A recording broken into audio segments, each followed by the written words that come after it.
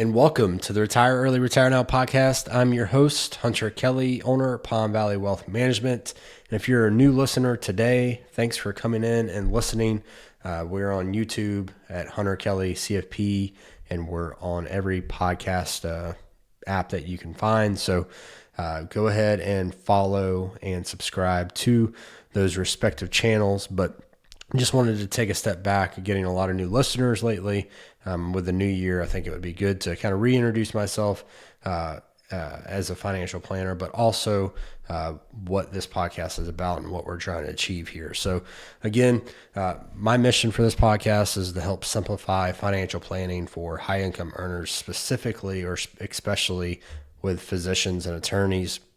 Again, my name's Hunter Kelly. I'm a certified financial planner with about a decade of experience, including spending 6 years at a very large broker dealer where I helped clients kind of work their way and me learn the business and things of that nature. And then about 2 years ago, I founded Palm Valley Wealth Management, where I started this podcast, where I want to be a little bit more conversational, but really give some education, allow you to get to know me, hopefully help you make better decisions about your financial life. And so we'll cover topics like tax strategies, retirement planning, how to manage your investments, or what to think about when managing your investments, protecting your legacy through estate planning, a wide gamut of different topics that I hope can give you better confidence, better tools to help make those decisions and live that financial life that you want on your own terms. So again, my name's Hunter Kelly. Thanks for listening. I really appreciate it. And so today we're going to talk about 5 financial planning checklist items that high income earners should be doing here in January as the new year rolls over. And so what better time to reassess your situation than the new year? I know it's cliche, but the reason why it's cliche is because it's true, right? Whether you do it in January, whether you do it in July, it doesn't really matter. You should do this periodically to where you're checking to see how your goals are going, see how your progress is going, to make sure that you're kind of meeting those goals and those values that you set for yourself. So we'll cover those 5 key action items that you should be doing in your financial life. And again, remember to share this with a friend. And so let's jump into checklist item number 1. So the first thing should be reassess your financial goals. So take a look back at 2024. How did I do? What happened? Ask yourself, did I meet my savings goals? Did I meet my debt repayment goals? Whatever those goals were. And are those goals still realistic if you have not met those goals, right? And so maybe your situation has changed. You have new family members, you had a baby. Maybe there was career changes or divorce or death. Whatever that situation was, how is it going to affect my decisions moving forward, right? And so we want to track this progress, and we want to reassess and make sure that the goals that we set out for in 2024 are still realistic and still achievable. And if they're not, no big deal. Let's reassess. Let's make changes.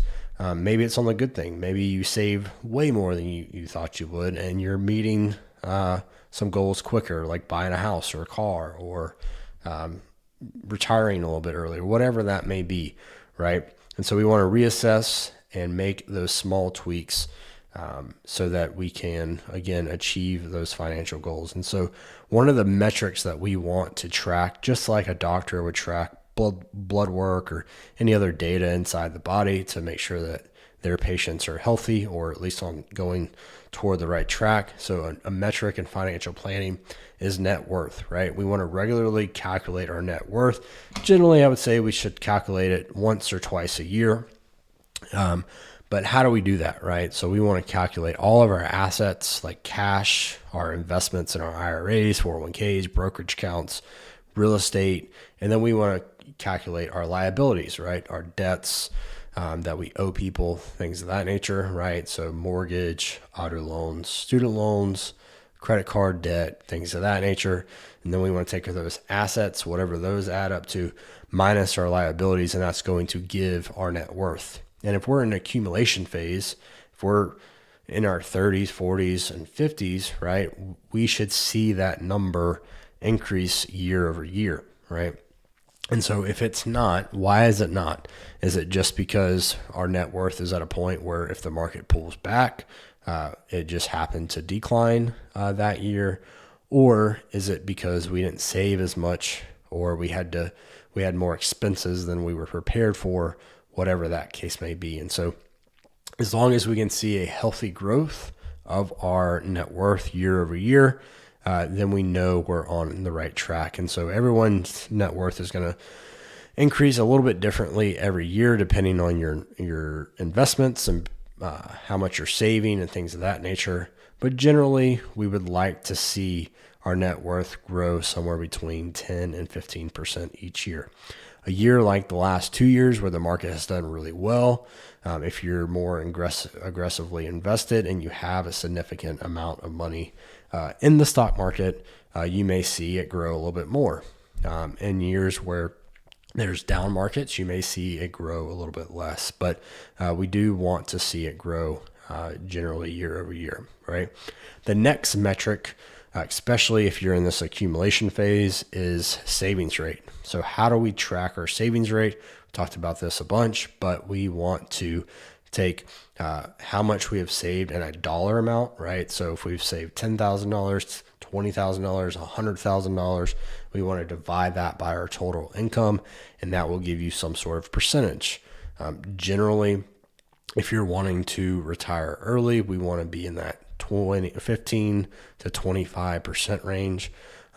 But if you're like, hey, I'm just going to work forever, generally somewhere between 10 and 20% will suffice. Obviously, everyone's situation is a little bit different, but if you're in that 10 to 20% range, you're probably doing just fine. But if you have more goals where you want to retire early, become financially independent in a shorter amount of time, you'll need to save more, right? And then we want to look at our debt rate, right? So do we have student loans? Do we have mortgages? Do we have auto loans? And how much of those payments are taking from our income, right? So if we have a $10,000 a month income coming in, how much of that $10,000 is going to debt? We generally want to keep that under 25%. And so especially that consumer debt, we want to keep quite a bit lower. We want to keep around 10%. Whereas our mortgage, we can push to that 25 to 30%. But we want to keep that in a manageable position, because we have 40 or 50 or 60% of our income going to debt. That's really going to hinder our ability to save long term. So we want to, these metrics are just going to say, okay, this is where we're at. My net worth is here on January 1st. This is where I expect it to be on January 1st the following year. What do I need to do to get there? My savings rate was 10% in 2024. I really would like to get it to 15%. What do I need to do? Do I need to create more income, or do I need to cut my spending to get to that 15%, right? And so these metrics are neither good nor bad. They're just a point where you can look at and say, okay, this is where I'm at, and this is where I need to go, or what to do to get to my financial planning goals. So once we have those metrics, then we can kind of reset or reassess those goals, set some milestones for us in 2025. Yes, we may have a long-term goal of retiring at age 50 or 55 or 65, whatever that goal may be. But let's try to say, okay, this year in 2025, I need to save 20% of my income, or I need to increase my income by 10% so I can meet these goals, whatever that may be. So breaking down that larger goal of retirement into a year of 2025 so that you can have it in more manageable chunks and see progress as we move along, right? The next thing is to use technology to your benefit. Get organized, right? So if you haven't made some of your contributions to your retirement accounts and brokerage accounts and things of that nature automatic, go ahead and start working on that. Make those things automatic so you don't have to think about it, and you can get those money into the proper accounts. If budgeting is your issue and you're worried about where my money's going, things like YNAB, Personal Capital, Rocket Money, there's a bunch of different apps and tools out there that can help you budget and get your money right. So things to help you track your money. And then goal-specific tools, there's always Betterment and Fidelity, and there's a bunch of different tools. We have our own proprietary tools here at Palm Valley Wealth Management, but use tools to your advantage. Use this technology to your advantage so that you can get organized and meet these goals for 2025. And then schedule time each month, each quarter, so that you can track yourself over the course of the year. So I'm going to meet with my clients at least 3 times this year, and we're going to talk about different aspects of financial planning. But in each time that we're meeting, I'm checking on their situation. It allows them to kind of put their financial situation in the forefront and not just throw it to the side and forget about it because they have other fires that they're putting out, whatever that may be, family, work. And so making sure that you have time to sit down and track periodically throughout the year will help you stay focused on the goal, right? So none of these are very, this is a novel idea. I want to make sure that you're tracking your progress, reassessing your goals, so that you can kind of do the blocking and tackling of financial planning, and get the basics right, because that's the vast majority of financial planning. Get these basics right, and then you can start to optimize the rest of your financial world. The next checklist item, number 2, is to review your tax strategies. So you may have just come off of running some calculations to maybe do Roth conversions or charitable giving, things of that nature. Well, now we should start thinking about, okay, well, one, do we need to make adjustments to our withholdings if we're a W-2 employee? Do we need to make adjustments to our quarterly payments if we're business owners? Should I start to think about some Roth conversions for this year if I know that I'm going to have a down year in income for whatever reason, or tax loss harvesting? If maybe there's a big loser that you have in your portfolio that you want to just go ahead and take advantage of, so that you can capture that loss moving forward into the year, things of that nature. So those are some things to think about as far as reviewing your tax strategies, but also maybe adjusting your 401k, right? So maybe you're putting into Roth, and because you had a big increase of income, it may make sense to go into pre-tax deductions, or maybe you need to increase the amount that you are payroll deducting to put into that 401k so that you can meet your savings rate goal, right? So just reviewing your savings contributions, whether it's pre-tax or Roth, adjusting your withholding or quarterly payments, and then looking at potential other tax saving strategies like charitable giving, Roth conversions, tax loss harvesting. You may not actually do these things right away, especially the latter of those strategies, but you want to start thinking about them so that you can have an idea and a game plan as the years move forward here in 2025. Tax planning is a year-round thing. It is not April 15th thing. So if you can wrap your head around, hey, we should always be thinking about tax planning, then you'll be able to maximize kind of what your situation calls for. Because again, I always say it, taxes are your biggest expense. Do what you can to avoid paying the tax man a tip, and that will significantly help your net worth over time, more so than some of these other strategies that people throw out there. So checklist item number 3, optimize your investments or review your investments. So conduct an investment portfolio review. So should you be rebalancing because this market has increased quite a bit over the last 2 years, maybe you have some big winners that you need to take some over concentration away, rebalance. So sell those over concentrated positions and rebalance back into maybe some less big winners, or just get back to that original allocation that you want.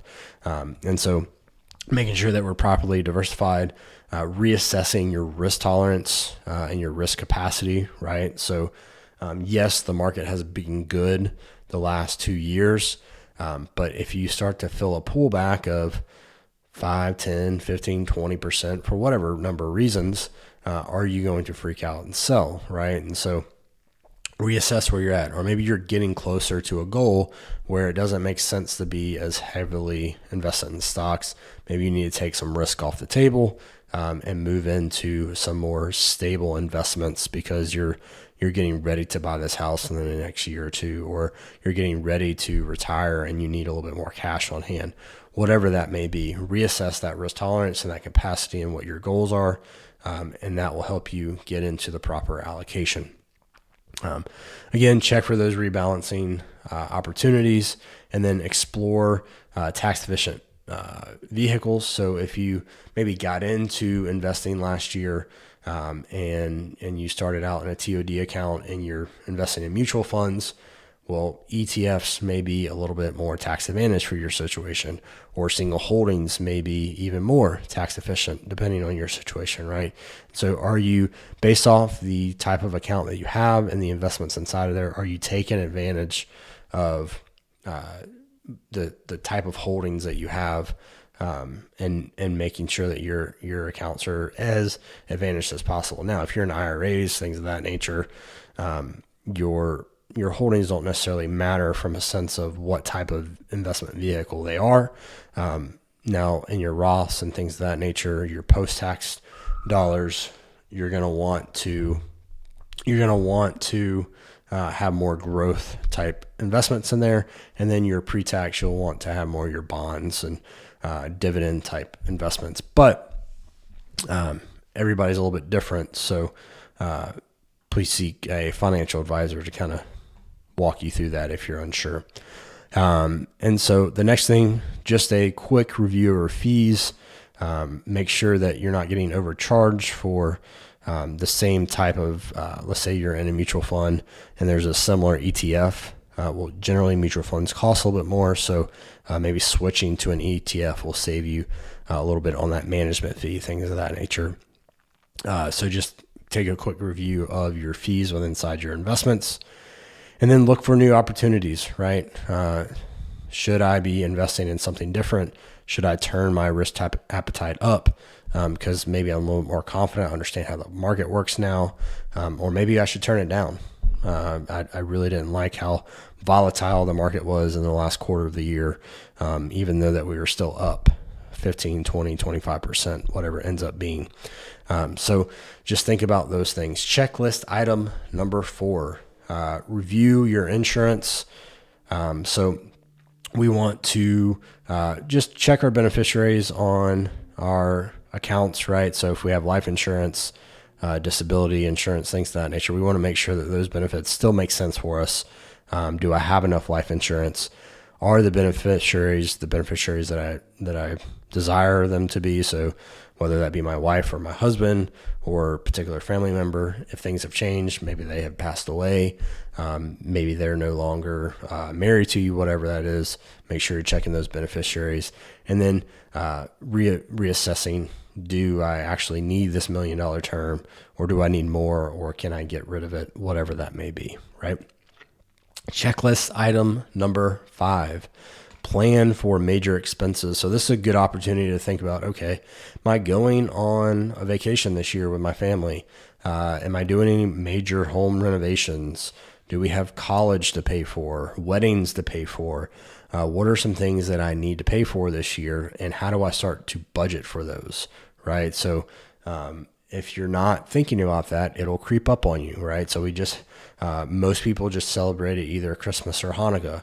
And if they weren't planning and they plan to have a significant amount of spending, whether that's for presents or parties or whatever for the holidays, if they don't plan for that, that can sneak up on you, and then you have a larger credit card bill than you expected, and now you're having to take out savings and things of that nature. So go ahead and think about those things, even if you don't know for sure what it would cost. Setting some money aside each month until you get to that vacation or that home renovation will greatly increase your ability to pay for that expense and not have to dip into other areas of your wealth to make sure that those things are paid for, or financing and having to take out loans and all that craziness. So understand where those expenses are coming from. The next thing, evaluate your debt management strategy. So if you're still paying off student loans or credit cards or automobiles, whatever that may be, think back to 2024. Did you pay off the amount that you wanted to pay off if you're paying things off quicker? And are you taking advantage of certain type of debt payment plans, such as the avalanche debt repayment plan or the snowball effect?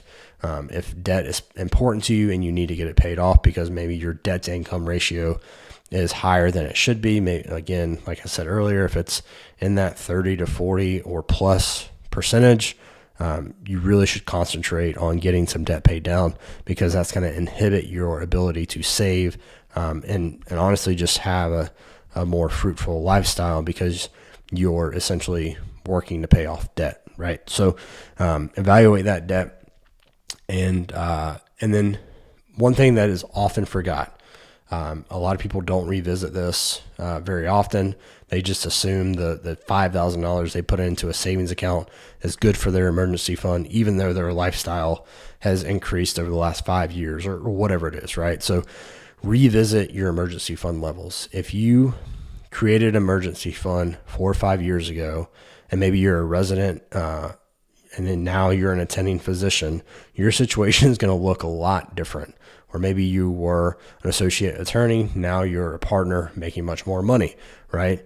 And you've increased your lifestyle, you've bought a bigger house, you have more kids and more expenses and things of that nature. If your emergency fund is at the same level it was in those previous 5 years, it's probably not enough.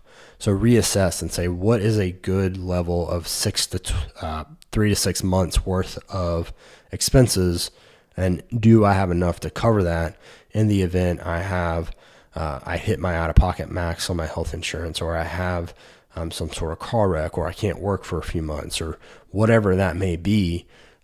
Making sure that you have enough cash on hand to handle those expenses, because that can really throw off your plans, especially in the short term, especially for 2025, like we're talking about in this podcast, but could have longer lasting effects. So those are some things to think about. If you're worried about getting organized in year 2025, I encourage you to go to my website, palmvalleywm.com. Schedule a call with me. We can talk about how to get organized, how to calculate a lot of these metrics to look at, and how to achieve getting from point A to point B. That's what I do for clients. Again, I've been doing this almost a decade now. So it's no cost to you to schedule a call. You can figure out, hey, do I need this? Do I not? And so I think it's worth your time to go ahead and get your finances right, so that you can start meeting those financial goals and give you more flexibility and optionality in your financial world. So if you feel like a friend would benefit from this podcast, go ahead and share it with a friend. Leave a 5-star review and subscribe to my YouTube channel, Hunter Kelly CFP, and we'll see you in the next one.